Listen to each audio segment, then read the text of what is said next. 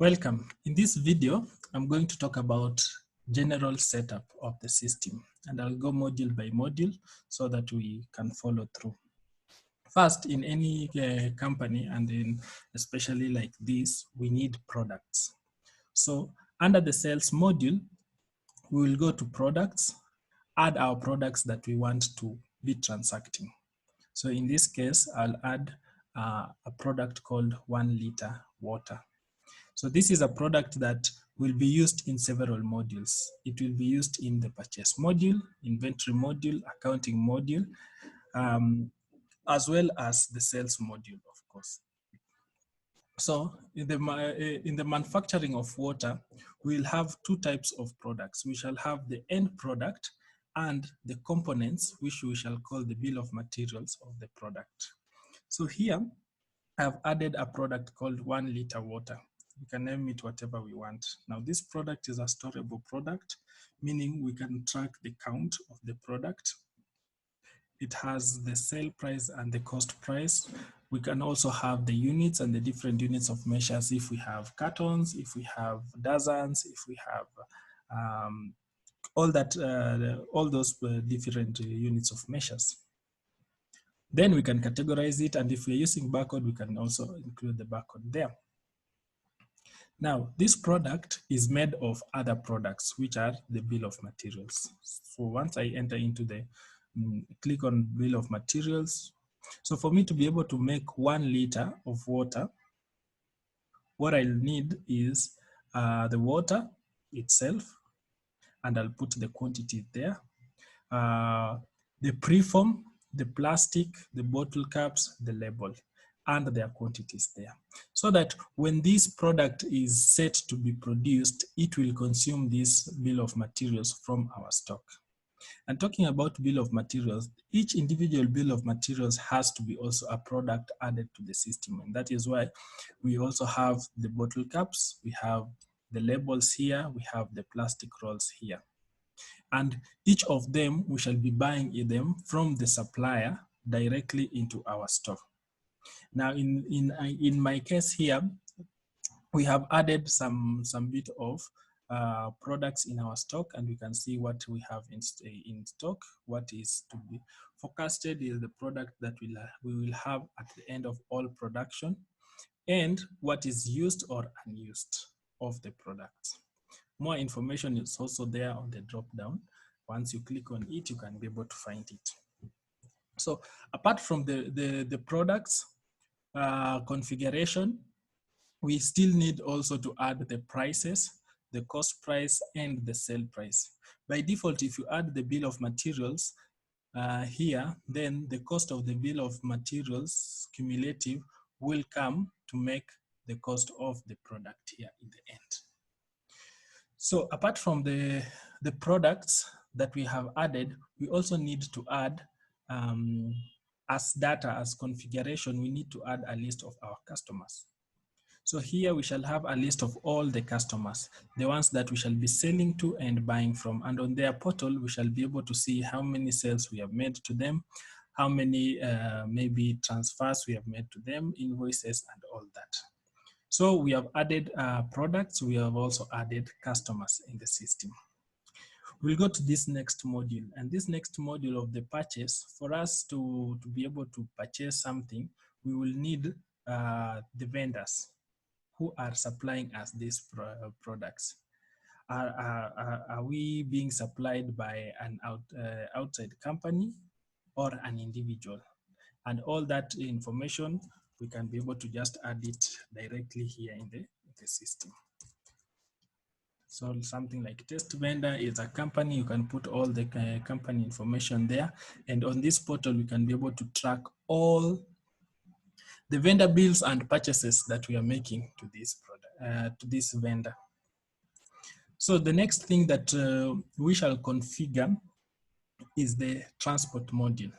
In the transport module, we shall have a list of all cars that are being are used for the transportation of our products. They can be our own vehicles, or they can be vehicles from different supply.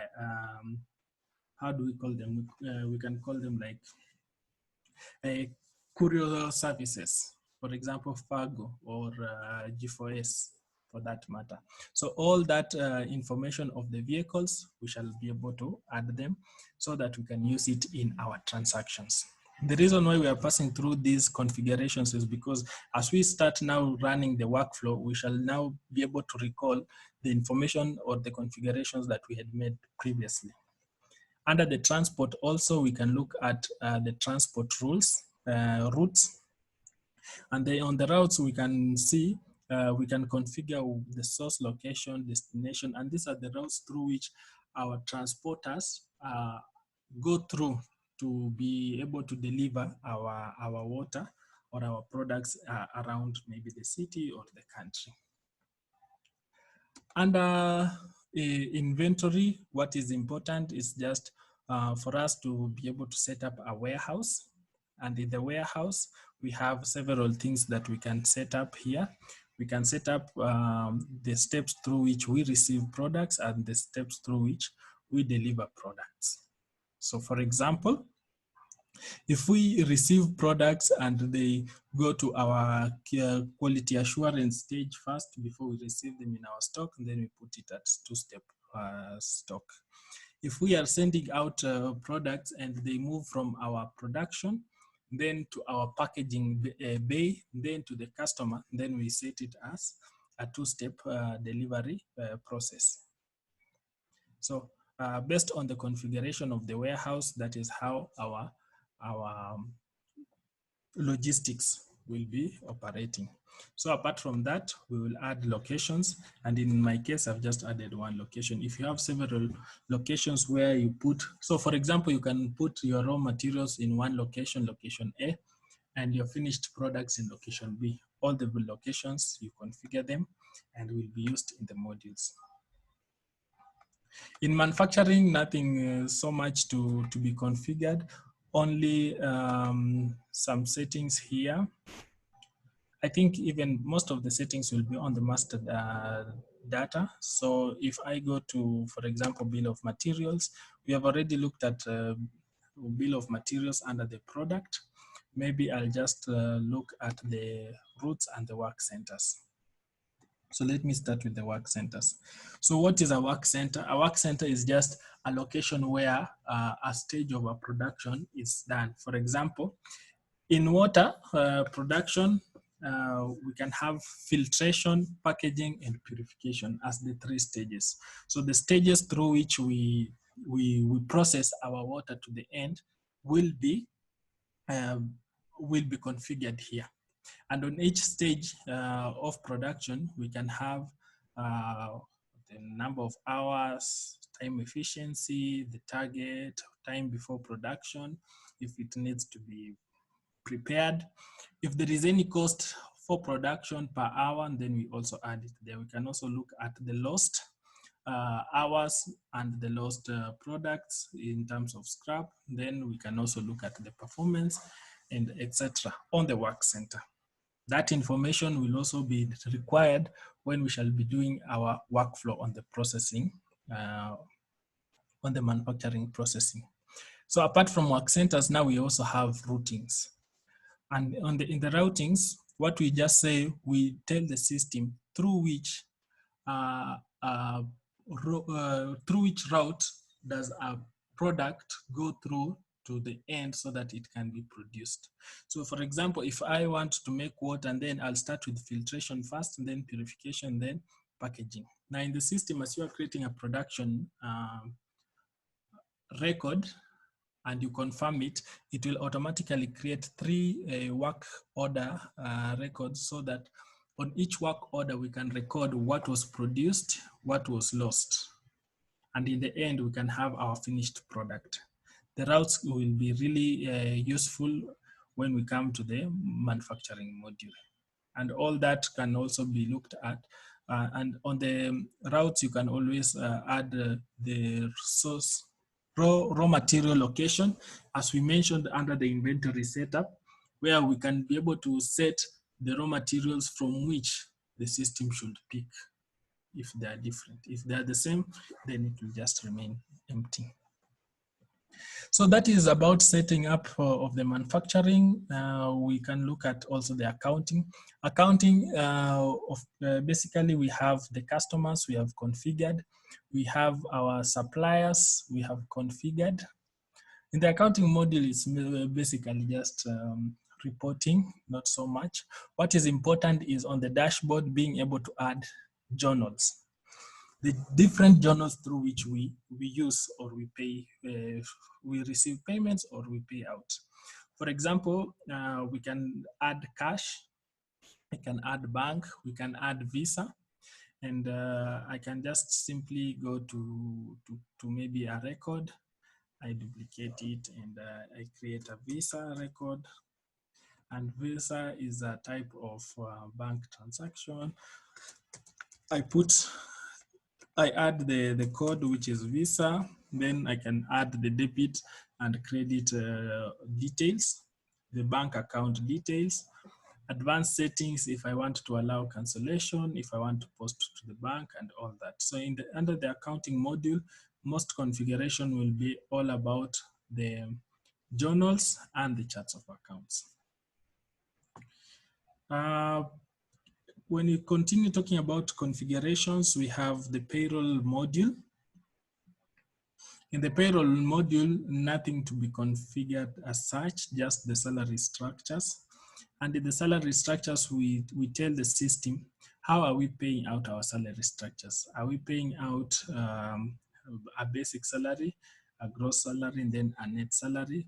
And what are the computations? This one is explained in details under the payroll module video.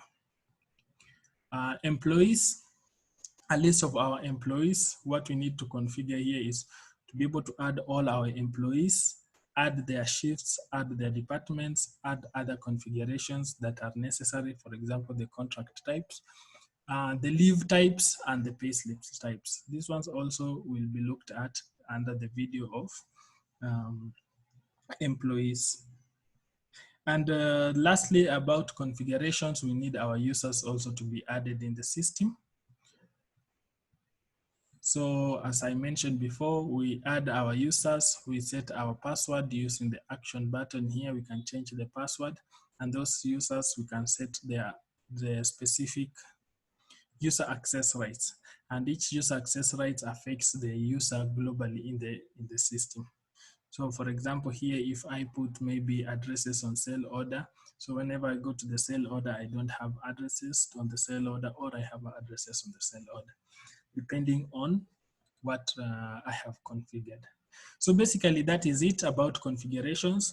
We have our products in place, we have our customers. In the sales module, we have our vehicles. In the transport module, we have our vendors. In the purchase module, we have our stock locations.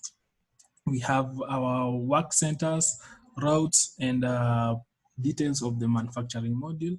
We have our journal items added, as well as the chart of accounts. We have our salary structures under the payroll. We have our employees with their contracts and their leave setup and their wages.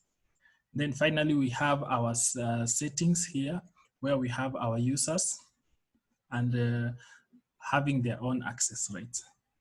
Now we are ready to go module by module, explaining in details how each module works and they are connected. See you in the next video.